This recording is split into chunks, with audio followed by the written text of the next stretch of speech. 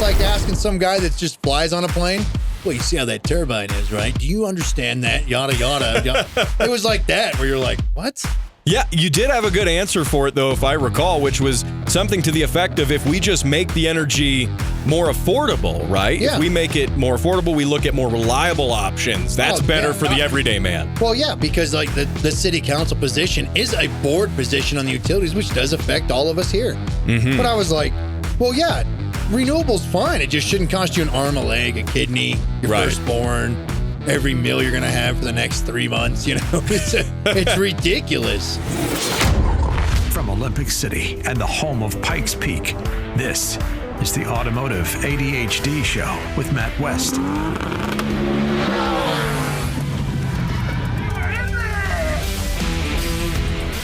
And here we are, rocking it on the Automotive ADHD Show. Matt West here, hanging out with you, talking cars for the weekend.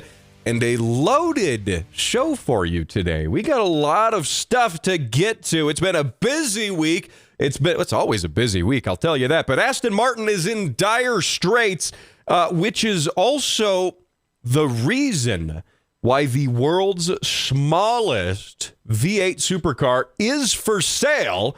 And I really want it for some reason. I really do. And it's tiny. I mean, it's really tiny for a supercar, and it's kind of insane. So we're going to talk about that.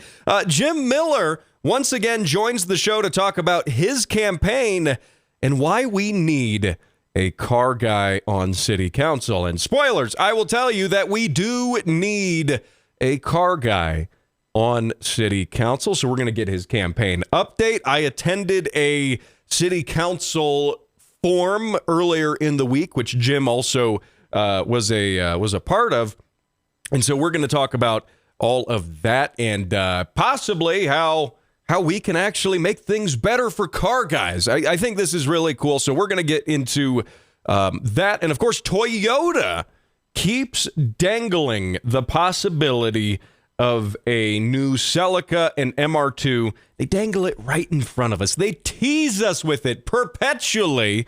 Will they finally do it? We'll talk about that and more, and maybe play some of your car sounds, all of that, right here on Automotive ADHD. And, of course, if you are tuning into the radio after the show, you should jump over to the YouTube page or Spotify, Facebook, all of that. Make sure you subscribe to the show. There's a lot of folks who listen on the radio who don't subscribe online. So you don't want to miss a minute of this show. And of course, you know, if you do miss something, the great thing about it being online is, well, you can go catch up with it after the fact. So again, YouTube, Spotify, which does video now, give it 6 stars on Spotify, and Facebook. Oh, and Rumble too. Can't forget about Rumble. So all of that there. Now, I generally like to start the show. I've been doing this lately, sharing some of my own automotive exploits, just to prove to you that I do sometimes work on cars rather than just, you know, talk about them. And this time is a little different because I have a confession. It has happened.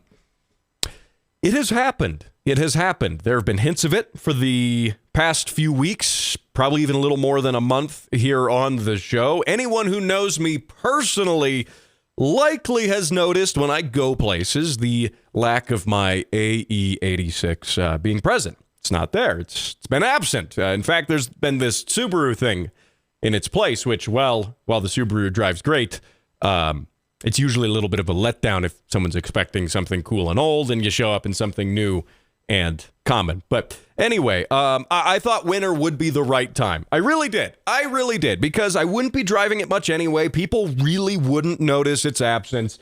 Sort of like a carefully thought out murder where the evidence is only discovered later in the springtime after things start to thaw out. And, well, we've had some nicer weather here in Colorado, at least briefly. Still technically wintertime, but we've had a few 60-degree days here as opposed to like negative 14, so that's nice. And things are starting to thaw out. And the cat is out of the bag. The authorities are on to me. I can hide it no longer. My AE86 is, well, still safe and sound here in the garage, actually. If you're watching on video, it's right there. But it is now in more pieces than it started out with and missing one very important piece, the glorious 20-valve 4AGE with individual throttle bodies. Yes, I took a perfectly running car. I didn't even break it. I didn't even blow it up. I didn't do anything to harm it, except for the fact that I took a perfectly running car, which even did wonderfully racing last time I was at Pueblo Motorsports Park. It did tremendously. But no, I unceremoniously removed its guts and sold them to the highest bidder. I know. I've talked about collector car hype and why it's never worth selling out. I've mentioned how death itself would be preferable to becoming a shill who just senselessly drives up the cost of once available and cheap car parts, only, driven by a sense of profit and nothing else. And yes, I've talked about that. I have come out against that. I have stood my ground defiantly against that sort of behavior. And I have to say, in my defense, I got a really good offer on it. I did. In fact, it was such a good offer that it was nearly 3 times what I had paid for the entire car just a few years ago. So yeah, I caved. I did it. I know you're going, boo, you're turning off the radio. If you're on podcast, you're taking your smartphone and you're throwing it on the ground and you're stomping on it. I know. Those sweet, sweet individual throttle bodies, the sound of those, the sharp response and eagerness to rev well past 8,000 RPM. All gone. And instead, I now have a lifeless pile of money. Do I feel good about myself? Yes, I do, actually. Yes, I do. Because while I can't drive the lifeless pile of money, I imagine I will soon be invited to all the fancy concours events where people sip on vintage wines, of course, with the pinky in the air, and look down upon those who, of course, drive lesser vehicles, or actually who just drive their vehicles in general, because only peasants would actually drive their cars. And I might even visit that really fancy coffee tent at Barrett Jackson where they sell cups of coffee for like $20.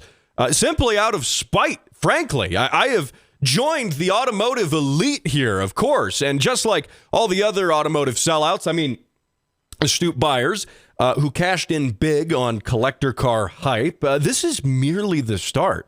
You don't just start and then stop. No, this is purely the beginning. Next thing you know, I'm going to be frequenting all the auctions and picturing how I will greatly profit from the next big flip. And that flip, of course, is likely a car which should have been driven and enjoyed instead of being relied on as, a piece of a retirement portfolio. And, I might even get invited to events with, other people who are like-minded and again, trailer their cars, no less, to the event. Why would you put another mile on that car and affect its resale value just to take it to a car show? No, you can't do that. So I feel like I do feel like I should be disappointed in myself.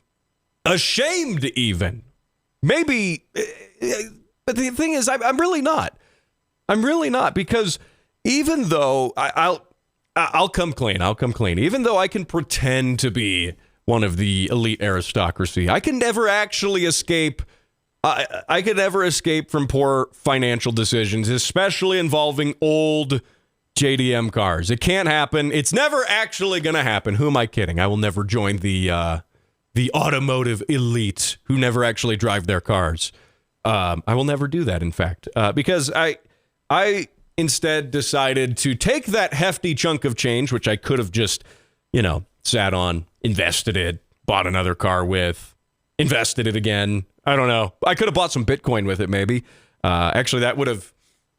No, I can still lose money faster, not even being invested in the crypto market, because instead I took that money and I bought another engine from Japan, one with variable valve timing, a Yamaha design cylinder head, and a stout and beefy bottom end, one that has a reputation for excellence and probably costing me more money. And of course, it has set me back into automotive debt, further proving why I probably shouldn't be trusted, at least with money.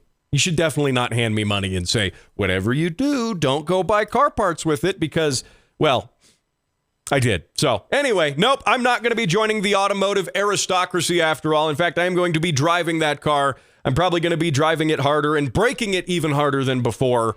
And we'll keep you posted on that. I think it'll be a secret for what that engine is.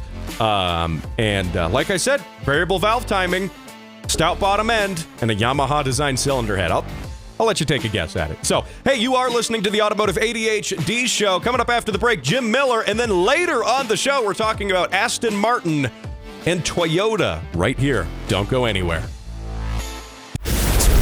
The Toyota God. Others say he ran for mayor. Introduce you to the candidates running for mayor. So today it's Jim Miller. One of your priorities that you've laid out is fixing the roads in Colorado Springs. Jim Miller. Mr. Miller, you also have 30 seconds. That was Jim Miller, just a guy. All we know is he's just a guy with more cars than friends. Jim Miller is on Automotive ADHD. Yes, he is. Jim Miller, my guest. Of course, you are listening to the Automotive ADHD show. My name is Matt West.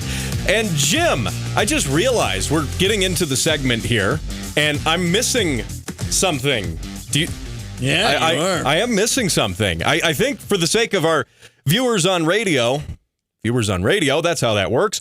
You're not going to know what I'm talking about. I also have smell-o-vision. Yeah. So, Jim, why don't you entertain the fine folks listening right now while I go into the other studio and grab that? All right. So, if anybody has been wondering what I have been up to, I've been very, very, very busy. I'm doing the whole run for city council to help make Colorado Springs a better place because it's getting a little out of control and it's turning into everywhere else and getting very, very expensive. But Matt West has come back in, so I no longer have to continually say that for everybody else to listen to. I'm struggling here. Hold on. He's stuck in the hoodie. All right. There he goes. There we go. Just your size. I think it is. It's just my size, and it's from Just a Guy. There we go. Go. Looking good, huh? Man, I feel fancy. My only gripe is that this hoodie is not pre-greased. It's not like greasy and dirty already. Like the greasy fingerprints weren't included. I heard there was a lot of shock and awe me wearing a clean hoodie. I was like, I'm sorry. Yeah. Now, if you are following along at home, Jim is running for city council. And earlier this week, you partook in a city council forum. Not quite a debate, but still kind of a debate. It's soft-handed, light. But I think people were shocked because your hoodie was clean. And if you notice, this hoodie says Jim Miller for city council on it. Yes. It's like you're running for city council. Right. It looks good, though. But it was clean. You were wearing a clean hoodie, and that was shocking, I think, to people. They were just dumbfounded. They didn't even know what to say. Just a clean hoodie and my hat not on for a minute, and people are like, whoa. Yeah. He's a reformed-looking guy here. But no, so what was interesting about this city council forum is I also attended the forum, and I thought it was funny because I got there a little bit late because I was doing things on the radio right until it started, basically. And so I drive up, and I'm like, aha, this is the place. And there's a AE86 Levin parked out front, which I don't think that has ever happened in the history of politics, where you go to a forum or debate, and A, there's some cool, rare, old JDM car there, and B, it actually belongs to one of the candidates. I thought that was very fascinating. Yeah, I am a car guy. There's a reason to it, you know. It just is what it is. But yeah, I don't think there's ever been any neato cars that a politicians drove. They drive a lot of traffic if you really look at it and watch. I think politicians, we would have to do some research into what cars politicians drive. Obviously, the president doesn't drive. He's not allowed to drive. He is driven. Man, that would annoy me. Yeah, but presidents, they can't, for one, they can't drive while they're in office. And then once they get out, you still can't get a driver's license if you're a president. You have to be chauffeured around. Yeah, what about off-road? I mean, that's different. I mean, just generally on so you just can't road. get a driver's license? Does that mean they just go, I'm going to drive anyways? Well, the question is, who would stop you? I don't know. Somebody didn't recognize them. I guess. I have no idea. That would be a funny interaction with the traffic cop. Do you know who I am? Yeah, I do now. Afterwards. Afterwards, but do I have a job? I better call the chief of police. The cop pulls you over, and then like 15 Secret Service guys arrest him. Arrest the cop. Arrest the cop. But anyway, so no, you are a car guy. You are running for, of course, City Council District 5. And I think that obviously you're running on many different things and issues and topics, not just cars, but on this show. We talk about cars, and I've had an open invitation here. We've been going on, what, three weeks now? We're a few weeks deep into this, yeah. Yeah, and none of the other candidates, namely your opponent, have taken up my invitation to come on the show. The incumbent, old Nancy Hedgem, she doesn't want to be showing up and talking about cars. So if you're just joining us and you weren't listening a few weeks ago, I mentioned that legally, because Jim's a candidate now, and because we're a radio show, we're regulated by the FCC.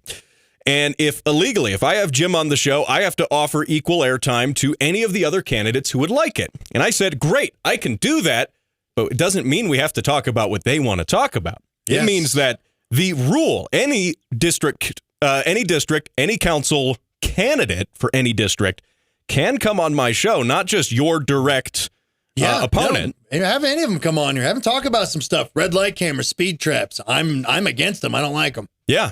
Waste of our money. As long as it's automotive related, we can talk about it. Now, parking meters downtown. I hate them. I hate them, especially if you work downtown. That stuff's ridiculous. Absolutely ridiculous. What are you going to do? Whenever you need to go out and feed the meter at your job, you're working people. You got things to do. If they really want to milk you dry, I guess a parking permit, $60 for the year or something, and a sticker goes in your window and you re-verify it every year. Yeah. A lot of cities do operate that way. Yeah, well, they do. For being something that's supposed to be like, it's just gone downhill and turned into everywhere else, they sure don't do anything like anywhere else.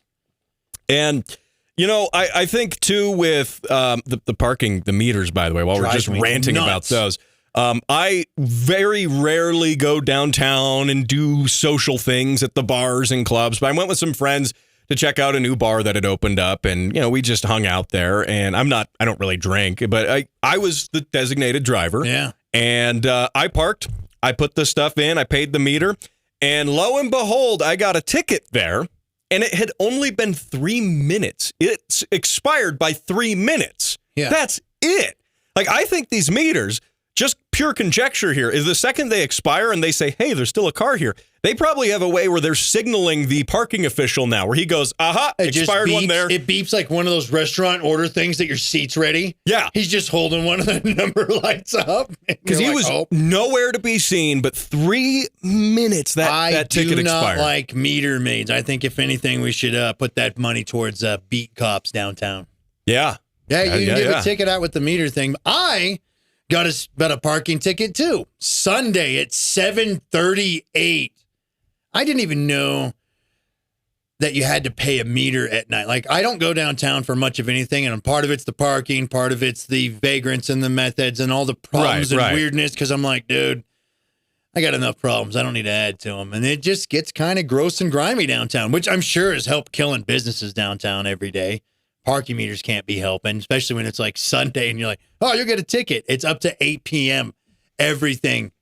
All the parking meters every day of the week, except for Sundays 1 through 8, and I think because of the church hours. Ridiculous. Well, I hate them. It is. Now, that does also tie me into another question that while I was at the forum earlier this week, the city council forum, who, again, your opponent did not attend, but while I was there, they had a thing where you could text in questions to the moderator. So I said, oh, gee, no one's asked a question about anything automotive, so I texted this. Now, they were doing sort of the way they were doing the questions. They would ask a few candidates a question, then shift questions and move on. It's kind of an obscure round robin. Kind of a round robin style. Efficiency time thing. Keep it within the little hour and a half or something kind of thing that they had. Yeah. Right. So what it meant is not every question got to you, and not every candidate got to answer every question. No, I actually didn't get any of the cool car questions. Any of the stuff that I knew I didn't get. I got, what did I? Something about some weird renewable energy, renewable sources. You got that one. I got that one, And but you it had was like extra detailed on like the specific something of something that nobody that just like lives life would ever hear about unless you maybe designed it or something. Right. Then you'd be like, oh yeah, I know about that. It's like asking some guy that just flies on a plane. Well, you see how that turbine is, right? Do you understand that? Yada, yada. It was like that where you're like, what? Yeah, you did have a good answer for it, though, if I recall, which was something to the effect of if we just make the energy more affordable, right? Yeah. If we make it more affordable, we look at more reliable options. That's better for the everyday man. Well, yeah, because like the city council position is a board position on the utilities, which does affect all of us here. Mm-hmm. But I was like, well, yeah, renewable's fine. It just shouldn't cost you an arm, a leg, a kidney, your Right. firstborn, every meal you're going to have for the next 3 months. You know, it's ridiculous. And you got to have other stuff going in to keep it affordable until that stuff's reliable. What happened in Texas, though, remember? Yeah. Little freeze and none of that solary, windmilly stuff worked. It all broke. Yep. Now, we've only got about a couple minutes here, so I'm going to hit you with the question that I sent to the moderator. He asked like 3 of the other candidates, except for you. They moved on to a different question by the time they got to you. But it was, do you support increased red light camera and automated speed camera programs? If so, how would you fund the programs? Jim? I don't support any of those, and none of that should be funded as far as I'm concerned. Mm-hmm. And budget is a big part of city council. I think it's a waste of our time, energy, effort, and money. And if they keep screaming they need new law enforcement, isn't that part of the enforcement of the law budget? I'm just throwing it out there. Yeah. So, Yep. And not only that, I mean, we've researched on this show before, the speed camera vans up in Aurora cost an absurd amount of money. And they go, it'll break even. I'm pushing Sure. back to them, everybody realizing that those are not supposed to even be in town. And we've had this debate a number of times in the city. Mm-hmm. Like the red light cameras and the speed traps that they go, no, it's illegal. You're not supposed to have them. And everybody forgets and they bring it back. Classic city move. So I'm against them. I don't want them up. I'm going to push for them to go down and be gone away with. Period. Speed traps, it's all sneaky Pete nonsense. You guys do drive better. Just stop at a stoplight for crying out loud. Don't run each other over. All right? Be safe. Yeah. And, that's one of those things that, we're the opinion on this show that we are very opposed to the red light cameras and the speed cameras. And it's not because we're endorsing you speeding and it's not because we're endorsing you running red lights. We're against the specific enforcement action that's taking place with the automated system specifically because there are a lot of problems with doing automated law enforcement, especially, again, with speeding, red light cameras, and so forth. There's no discretion. There's no police officer who says, oh, hey, maybe you weren't running that red light, but you were on a motorcycle and it didn't change for you after 3 light cycles. No, it was icy. You slid down for the humanity of all the interaction is taken out. Absolutely. Jim Miller, 30 seconds. Hey. The website. JimMillerForColorado.com. Go on there, check it out. If you like what it's about, every contribution will help. And you can contribute, by the way. You're asking for how much? $17.76. If you can do more, do more. If that's what you can do, do it. If you can do less, every bit counts. I value your time, which means I value your money.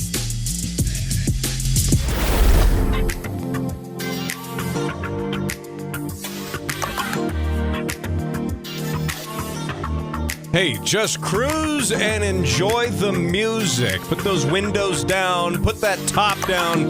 Well, probably don't do that part while you're driving, but hey, you are listening to the Automotive ADHD show. Matt West here, hanging out with you, talking cars on the weekend. Hope your weekend is going great. Maybe you are out enjoying some of that nice Colorado weather we're having. It's actually been warm now, which is, I'm just not even used to it. I don't even know what to do with that warm weather. So, hey, there you go. Or maybe you are working in the garage doing whatever this morning, or maybe you catch the re-airing of the show in the evenings. Who knows? Now, I caught some flack from my joke about Australia last week.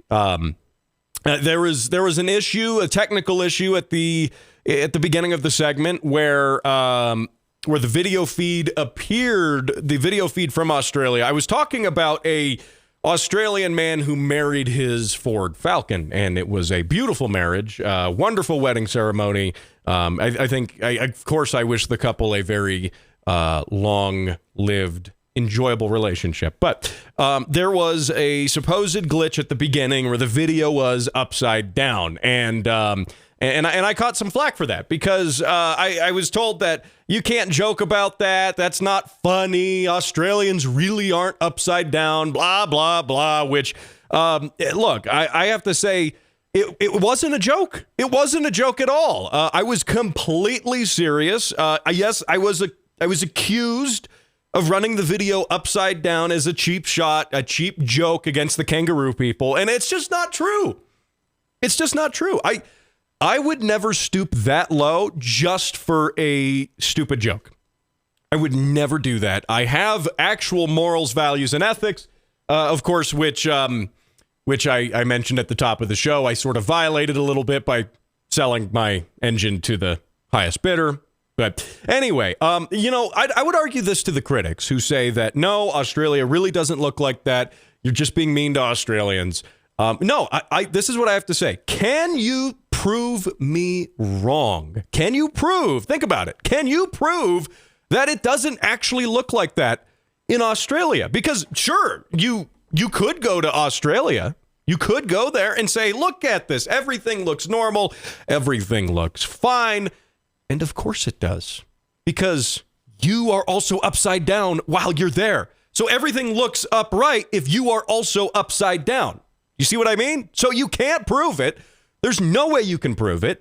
And I stand by that. I stand by that. I say that I did nothing wrong, and that's actually how the video was. So if you would like to prove me wrong, please go for it. Try. Sure, try. I don't think you can do it. So anyway, hey, real quick, I wanted to touch on this before we talk about Toyota and Aston Martin and maybe how they're connected. I didn't think of that. There's actually a connection between the Toyota and Aston Martin stories that I didn't even think about until now. So anyway, we'll talk about that and more here. But Dodge, by the way, is doing something a little weird. So I came out and spoke out against the Dodge Charger EV thing. And aside from the name actually making sense, Dodge Charger, and now it's electric, so you have to charge it with a charger, I guess. Aside from that, that's the only interesting part of the new Dodge Charger. That is the only part that I think is interesting, because otherwise it's a soulless, boring EV that can't do a burnout, and it's not a muscle car. We went into that. If you want to hear about that, go to the podcast. I defined what a muscle car is since no one else was going to do it. I decided to be the authority here and define that. And per the definition, that is not a muscle car. Also, we canceled Motor Trend because Motor Trend said that despite appearances, it is a true muscle car. So anyway, Motor Trend's dead to me. So the thing is, Dodge is now wanting to lease these cars out. Of course, manufacturers all have lease programs for a lot of their cars. Well, having said that, they realize that nobody in their right mind is going to buy a Dodge Charger EV. And they realized that. So what they decided to do was say, well, hey, we'll lease them out to people and people can then enjoy them and they're not super expensive. And yeah, so here's this. This lease is wild because it basically means you can't actually drive the car, but we'll get you into a low payment. So they're currently advertising, this comes by way of the Autopian again, a special on the Charger Daytona, of course, the EV one, lease payment of $325 per month for 24 months. And that might sound kind of decent for a 670 horsepower, four-door sedan, 0 to 60. I will say the 0 to 60 is fast. 3.3 seconds. It's a boring 3.3 seconds, but, it's 3.3 seconds. And, also aside from the fact that everyone's going to make fun of you for having a thing that makes fake car noises. I don't know if anything is worth that, frankly. You will be ridiculed by everyone. And you will say, oh, I don't care what the haters think. I bought it for me. But deep down, deep down, you'll know that you're a fraud. You're a phony because you have fake car sounds on your EV charger. So here's where things start getting a little weird, though, with this lease, because $325 a month, 24 months, okay? That requires a $3,600 down payment, which is a little steep for a lease, at least. And then if you add in a couple other fees, the lease disposal fee, that's $395. That basically then gets everything. When you tack in the rest of the fees here, that gets us up to $491.63 a month. Which again is a pretty heavy amount of money. You know, I mean, granted, you at that point for $400 something a month, you could be financing a car rather than leasing it, and you would be actually contributing to the ownership of that car in the long run. Now, granted, you're probably not going to lease a car that has a $73,000 MSRP. Or you're probably not going to finance that, I should say, for $400 a month. But there's plenty of other cool things you could finance for $400 a month. But here is where things start getting weird. When you start reading the mileage requirement on that. So most leases that I've encountered are somewhere in that 10,000 mile range. Somewhere in there. Sometimes 12. You might find a 15. Depends on where you go. But this says, from Dodge, ultra-low mileage lease. It's in the little fine print at the bottom. For well-qualified current owners of a competitive brand vehicle and some of this other blah, blah, blah, blah stuff. But basically what the low mileage lease means is it's 5,000 miles per year. That is half of your standard lease. You go anywhere and you're like, I know people... I've worked with people before who go, hey, I'm a little upside down in my lease. I kind of went over the mileage. And it's like, okay, how many miles did you do? Well, I'm supposed to do 10,000 and I put 32,000 on it this year. And then you go, oh, wow, you're really over the mileage on that. Did you read the mileage? Like, there's a mileage cap there. But here's the thing. So the average person is going to drive 10 to 12,000 miles per year. Probably more on the 12,000 mile mark, which of course is why they set these leases to be 10,000 miles. So there's always there's a little risk of you going over. But 5,000 miles per year is really low, really low. By the way, that's just 416 miles per month or 13.69 nice miles per day. 13 miles a day is how much you could drive new Charger with this somewhat expensive lease. I don't know who's out there buying these leases. I have a feeling, of course, they're trying to get people in the door with the low sticker number on there. Hey, we can get you into a brand new Charger EV. You're going to love it. What's your monthly? What's your monthly? You always will hear that from car salesmen. What's your monthly? And never shop by what's your monthly, because that doesn't pay attention to like the interest rate or how much down you're putting on or any of that. So yeah, 13.69 miles a day for well over $400 a month. Does that sound like a good deal to you? Because it doesn't to me. And granted, I'm not the best with money with cars. I've proven that, but I'll tell you how to spend your money. So, hey, don't go anywhere. We're talking about Toyota and Aston Martin. That's right here.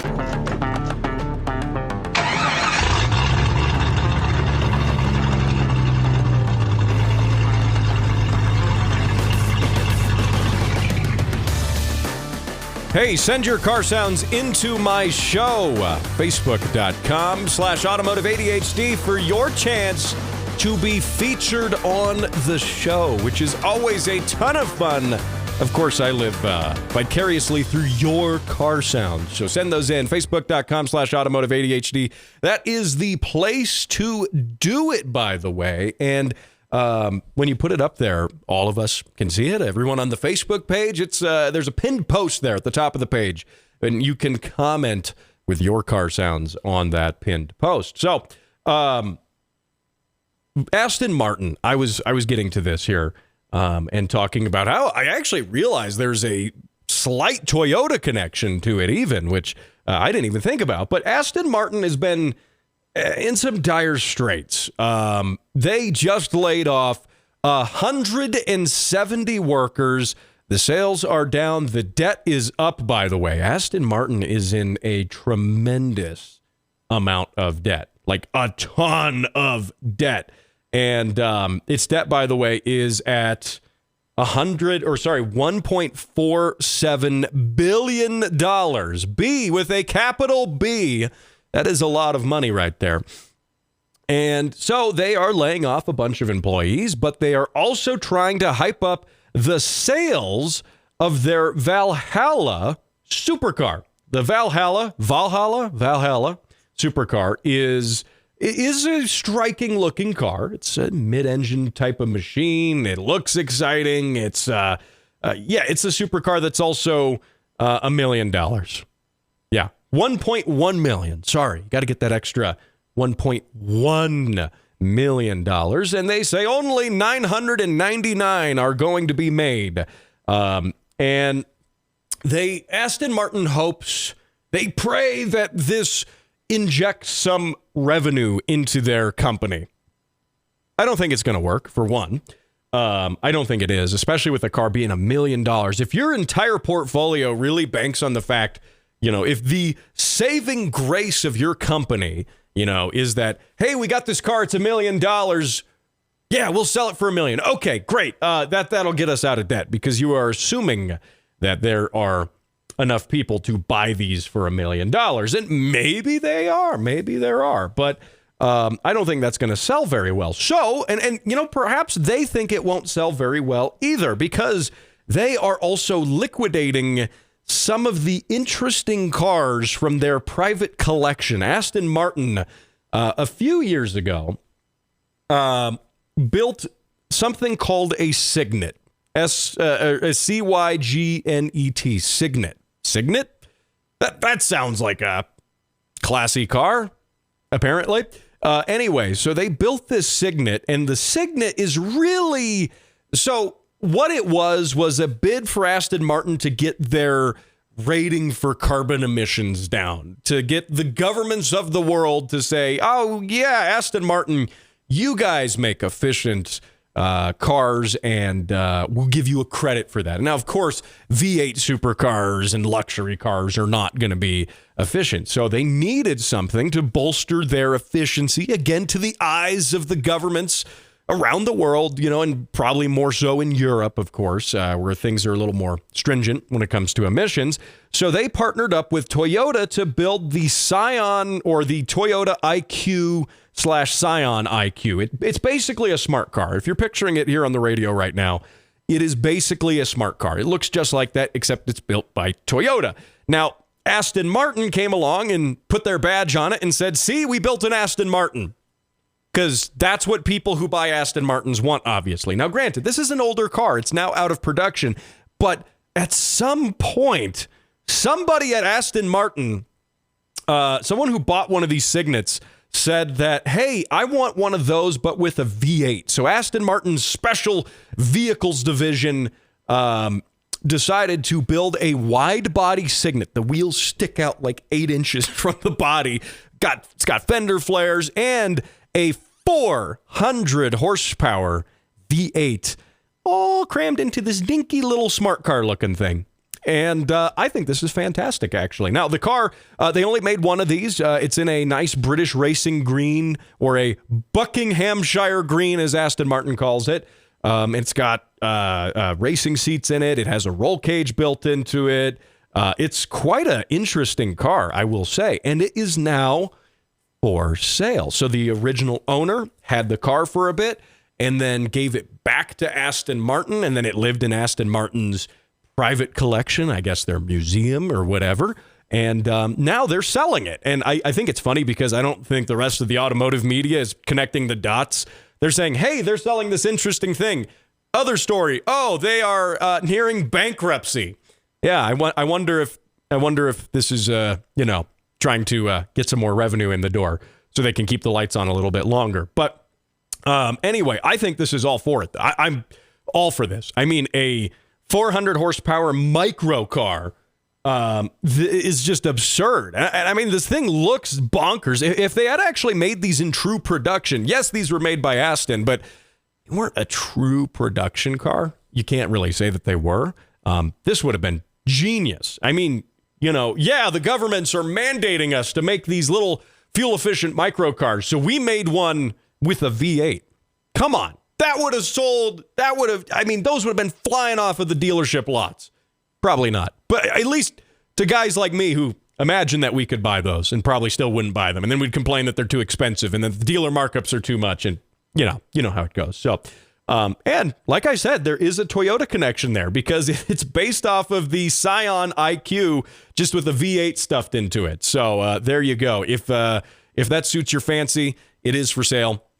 You could probably buy one of those or the only one. Granted, that's probably more of a, if you have to ask how much it costs sort of thing, you probably can't afford it just because of how rare it is. But hey, it's worth a shot. I'll give them $3.50 for it. So $3.50. So anyway, Toyota, I got to talk about this because I only got a few minutes left here. But Toyota has been teasing us, dangling the idea of having a new MR2 and a new Celica in front of us. And I kind of have a problem with this because they keep doing this. They're confirming that they're doing it, but they're not really giving us any idea of when and how. And you can confirm that you're going to do something all day, but if you're going to do it in 10 years, is it really worth it? Are they going to do this like they did with the LFA, where it took like 10 years just to develop and they restarted it like 3 or 4 times and built 3 different cars, however many different prototypes? Who knows? But the fact is that it is very promising at this point because they're doing a lot with test mules and things like that you wouldn't be spending this money building these test mules that aren't going into motorsports necessarily, not right now, and just building them for no reason. Like a great example is they've got the GR Yaris, except they built a mid-engine test mule Yaris. Why did they do that? Why? Just because they felt like building a mid-engine Yaris? I mean, sure, but at the end of the day, Toyota's a company that needs to make money, and they make money, granted, by selling daily consumer cars, but they're not just building one-off prototypes for giggles. They're doing that. They're only green-lighting projects like that because a manager there somewhere is saying that, hey, if this works really well, we'll see the response on it. Let's maybe push these into production, or maybe we'll do like we'll do them as a production, but maybe a rare run to start with just to gauge how people like them. But Car and Driver does report now that both the Celica and the MR2 could be coming sooner than we think. And they say, Car and Driver, we don't want to get too into the weeds with the rumor mill stuff, but once you start getting it from these bigger publications, there's a little more credence to it.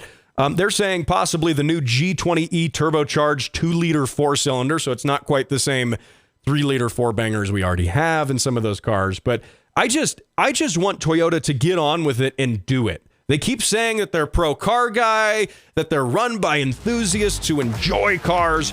Show us that you enjoy cars, Toyota. Show us. Don't have Subaru build you a BRZ AE86 thing. You show us, Toyota. And if you actually make it affordable and not $100,000, maybe we'll buy it. So, hey, thanks for listening to the Automotive ADHD show. Remember to catch this show every single week on the radio, as well as the podcast, video, YouTube, Rumble, Spotify, and more. I'll talk to you next week.